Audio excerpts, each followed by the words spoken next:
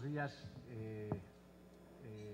Muchas gracias. Jorge, aclarar y especificar que yo soy el último responsable de haber tratado o apoyado que ustedes estuvieran aquí. Todo el trabajo ha venido dado gracias al Congreso de Guatemala, el trabajo del equipo de apoyo, del proyecto de apoyo a la iniciativa América Latina y Caribe sin hambre en la oficina regional, en la oficina subregional de Panamá, y sobre todo al trabajo de ustedes, a las agendas que han dejado espacios para poder participar con nosotros. Es decir, en ese sentido, simplemente agradecer, y además en el nombre de FAO agradecer el tiempo y el espacio que en este espacio de parlamentarios le dan a la FAO para poder participar. Este espacio es suyo y nosotros simplemente queremos contribuir o apoyarles en la medida de lo posible, pero este espacio es de ustedes, de los países y lo de los movimientos sociales. Muy brevemente, sé que vamos con una hora casi o un poco más de retraso sobre la agenda planificada, por lo tanto yo voy a, si me lo permiten, ahorrar o pasar muy deprisa en las primeras 4 diapositivas, porque además el contenido y las ideas de estas primeras diapositivas ya han salido en diferentes espacios de esta reunión, con lo cual me centraré en la última parte, que es la que creo que posiblemente pudiera tener a ustedes mayor utilidad o un valor añadido o algún insumo. Mencionar, y así para que no se me olvide porque no está en la presentación, el comentario del diputado Víctor Lalosé. Efectivamente, la FAO estima que en torno a un 30% de los alimentos que se producen se pierden, y se pierden desde el proceso de poscosecha hasta el proceso de almacenamiento y comida o de desperdicio en las ciudades, un 30%. Esta diapositiva se la conocen ustedes. Estamos hablando, y esta es la situación, esas son cifras de 2010, 52 millones de personas subnutridas en América Latina y Caribe, un continente que produce 30% más de lo que necesitaría para consumir, mantiene 52 millones subnutridos, y los avances realizados hasta el 2005 los perdimos con la situación de crisis financiera, económica, de crisis de los alimentos, de los precios de alimentos. Posiblemente esas cifras de 2010 estemos en torno a 50 millones actualmente. Muy deprisa, es decir, la región en términos generales está aumentando la producción. Eso es evidente, diferente. En mi caso, estamos hablando del año 2011-2012.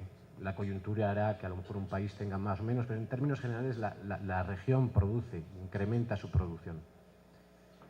Pero, paradójicamente, somos importadores netos, excepto en el área de Mercosur, con Chile incluidos. El resto de las subregiones son las cifras, entre paréntesis, tienen balances negativos de importación de alimentos. Estamos hablando de cereales en millones de dólares. Esta cifra también ustedes la conocen. De hecho, son cifras del mes de mayo. En los últimos datos, la línea roja de la gráfica de la línea izquierda sobre el índice de precios de alimentos ha sufrido un repunte hacia arriba. Es decir, actualmente, posiblemente o fundamentalmente motivado por la sequía de Estados Unidos, ha aumentado el índice de precios de alimentos en las últimas semanas. Pero la buena noticia es que el tema del arroz, que es muchas veces el que más aumenta, siguen los precios estables. Pero la idea de esta diapositiva es un contexto favorable para la producción de alimentos, una situación que ha venido para quedarse y una situación que revierte la tendencia de los años 80 y 90 de precios bajos de los alimentos. La otra cara de la moneda es el acceso a estos alimentos, sobre todo de las poblaciones cuyo mayor porcentaje de renta se dedica a la alimentación.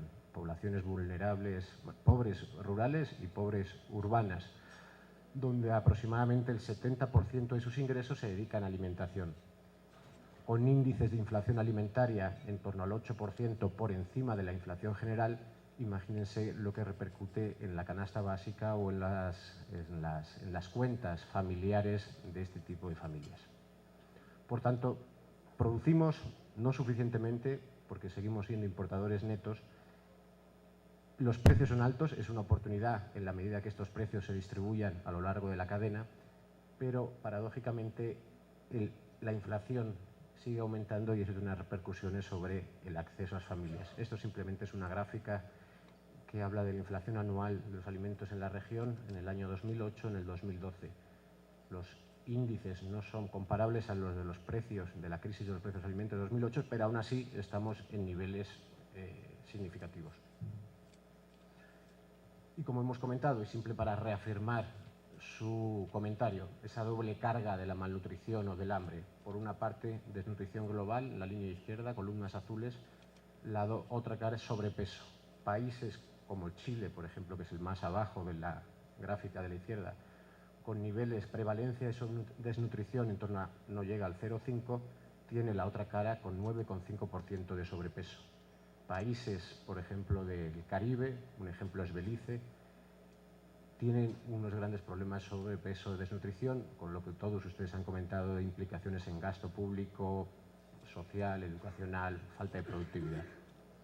Hasta aquí era lo que quería pasar rápidamente porque estas cifras de una manera u otra se han comentado hoy. Quizás reforzar y subrayar que en el marco del contexto nacional y en el marco de la nueva dirección del director general de la FAO en Roma, que sale de la región, la organización se plantea la necesidad de abordar el tema del hambre, la malnutrición y la inseguridad alimentaria a través de 3 espacios fundamentalmente. Para acabar el hambre necesitamos compromiso político, se ha mencionado, necesitamos una mejor gobernanza del sistema alimentario, necesitamos de políticas, programas, planes y proyectos fortalecidos. Compromiso político, y es la visión que tenemos desde la oficina regional. Necesitamos compromiso político, no son declaraciones, no son solo declaraciones, no son solo intenciones, son acuerdos de Estado que deben tener en cuenta gobiernos, sociedad civil, academia, sector privado y, por tanto, frentes parlamentarios. Para nosotros, el mayor espacio que ahora mismo en la región se está dando en torno al diálogo inclusivo y plural sobre los temas alimentarios, o uno de los mayores de los espacios donde se podría dar este compromiso político, son los frentes parlamentarios contra el hambre. En ese sentido, como el director regional y el representante regional mencionó ayer en la mañana, permanece y se refuerza el compromiso de la FAO en la región para fortalecer el espacio de los frentes parlamentarios contra el hambre.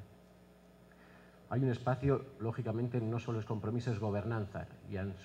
Se ha mencionado muy bien, muy evidente en la presentación del diputado Cardoso. Del diputado Cardoso se presentó ayer y también del diputado Fonteles hoy. Es decir, que Brasil, para proveer de alimentos a Chile, tenga un impacto negativo sobre su deforestación es real.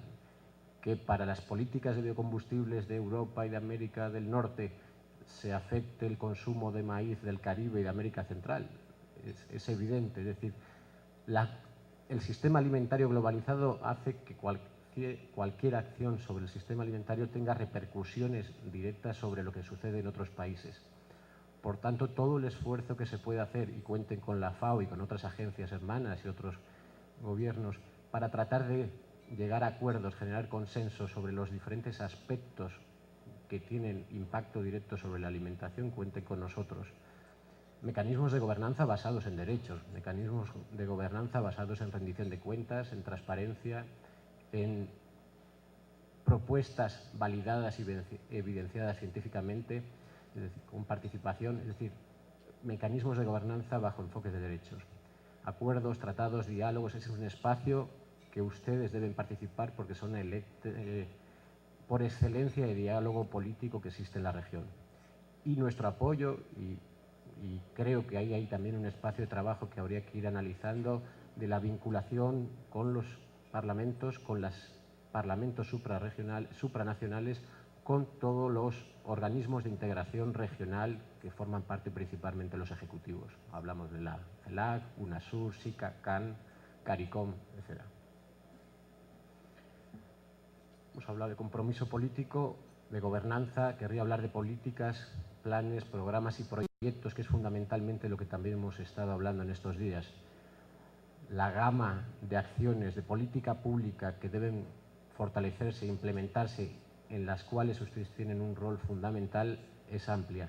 Pero lo he querido resumir en estas que se presentan. Protección social, por ejemplo, para esos niños que aún no van a la escuela o que no van a ir a la escuela, esas madres lactantes, esas familias con niveles de ingresos bajos, con esos grupos de población anciana, alimentación escolar, materno-infantil, esa ventana de los 1000 días, alimentación escolar, vinculación de la alimentación escolar con la agricultura familiar, educación nutricional, salud y saneamiento, producción, modelo agroexportador versus modelo de agricultura familiar versus no, dicotomía, es decir, es complementario, pero hay que buscar los espacios para que efectivamente haya una transición ante una sostenibilidad de ambos modelos.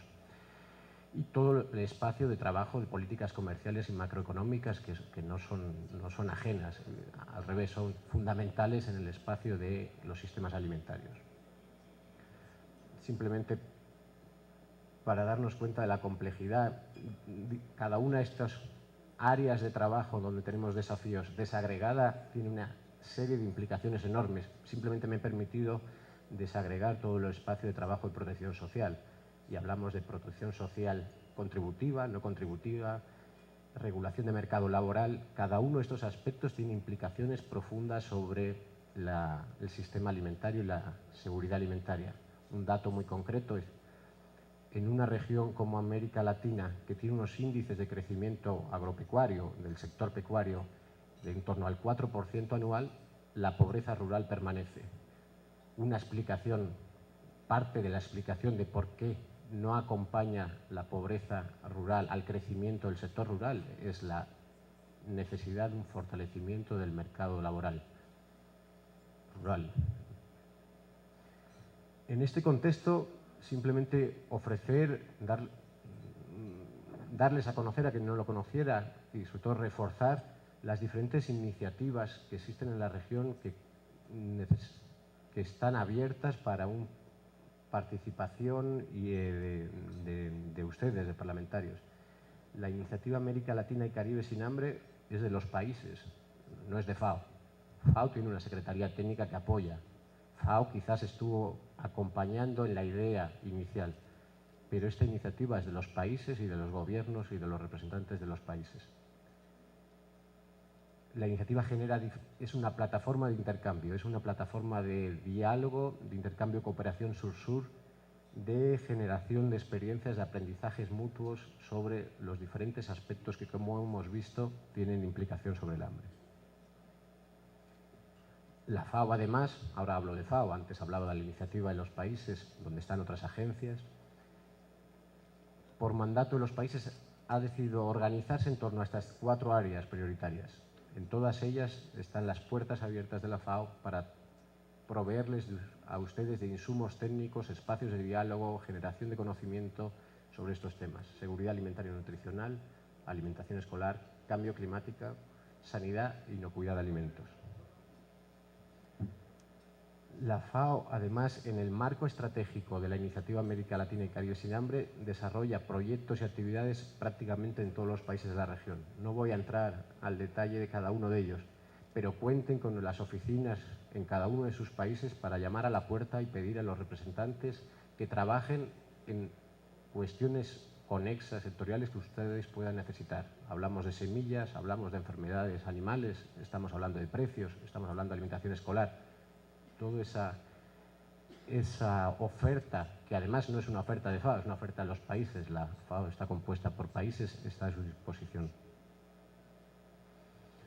Específicamente en el proyecto que coordino, que hay diferentes áreas de trabajo que ustedes también están a su disponibilidad y la tienen en la página web. Hablamos todo el área de frentes parlamentarios, todos aquí presentes, todo el área de trabajo en educación, comunicación e información para la nutrición, protección social, todos los programas, llevamos 7 años haciendo seminarios de los programas de transferencia condicionadas vinculados a alimentación, a seguridad alimentaria y nutricional, agricultura familiar, generando espacios de diálogo, intercambio, tecnologías, innovaciones para la agricultura familiar. La semana pasada tuvimos un taller en El Salvador con los 7 países de América Central sobre agricultura familiar, el próximo mes en el Caribe, el área andina próximamente. Y lo que comentará, otra de las áreas, es todo el trabajo que comentará a continuación la profesora Restrepo sobre el Observatorio Regional de Derecho Humano a la Alimentación. Voy concluyendo 2 diapositivas y con su permiso y con el atrevimiento en el rol de secretaría técnica del Frente y en el rol de observador externo y en la línea de lo que propuso nuestro director regional ayer, me atrevo a lanzarle, a analizar dos áreas de trabajo donde creo que debemos seguir avanzando en los próximos meses. Por una parte, el fortalecimiento de los propios frentes parlamentarios nacionales. Creo que hay un desafío, estamos hablando de 14 frentes parlamentarios nacionales. Hay la posibilidad de que 3 o 4 países próximamente creen sus frentes parlamentarios contra el hambre. Lo hemos visto en estos días, diferentes niveles de avance, diferentes niveles de fortalecimiento. Yo creo que tenemos que también trabajar en la responsabilidad de darnos agendas de trabajo, de incluso asignarnos cómo institucionalizar los frentes internamente dentro de sus asambleas, dentro de sus congresos, dotarnos de instrumentos para monitorear y para evidenciar avances a lo largo del año, objetivos, actividades. Muchos de ustedes, y también se ha visto, tienen diferentes planes de trabajo. Yo creo que en todo ese espacio cuente con nosotros también. Como comentó el director regional ayer, hay una voluntad de la organización en fortalecer los frentes parlamentarios nacionales. En cierta manera va a haber recursos adicionales para apoyar los frentes parlamentarios nacionales. En eso cuenten con nosotros para ver de qué manera se pueden fortalecer su trabajo en un marco de, si podríamos llamarlo, gestión basada en resultados, en el sentido de ponernos metas, dar seguimiento, tener compromisos. Y por otra parte está todo el espacio, que creo que también lo tenemos todos en mente, de cómo institucionalizar el Frente Parlamentario a nivel regional, cómo anclarlo a estructuras parlamentarias que existen, que muchos de ustedes participan, y ver de qué manera poco a poco la FAO se convierte efectivamente en esa secretaría técnica y la dinamización del Frente Parlamentario contra el Hambre regional tiene vida propia, que ya la tiene, pero de una manera mucho más fortalecida. Y por último, ese desafío global. En la última conferencia regional, los países solicitaron que el Frente Parlamentario contra el Hambre de América Latina y Caribe se diese a conocer fuera de América Latina. Desafortunadamente, en el último momento no pudieron participar 2 parlamentarios de África, pero hay un movimiento similar que se está dando en África. También tenemos el reto de cómo vincularnos, por ejemplo, a través de Eurolat, el Frente Parlamentario. Hay diferentes espacios que creo que están puestos encima de la mesa y que las otras regiones del mundo nos están observando. Trabajar en ese sentido, cuenten totalmente con nuestra disposición. Y mi compromiso era acabar rápidamente para ir ganando tiempo a la agenda. Bueno, ustedes me tienen aquí, tienen nuestro correo, el equipo, Jorge, Elsa, Francisca, estamos a su disposición y las diferentes oficinas que tenemos en los países están abiertas para golpear y para exigirnos que cumplamos con estos compromisos que nos hemos dado y que nos hemos manifestado aquí. Muchísimas gracias.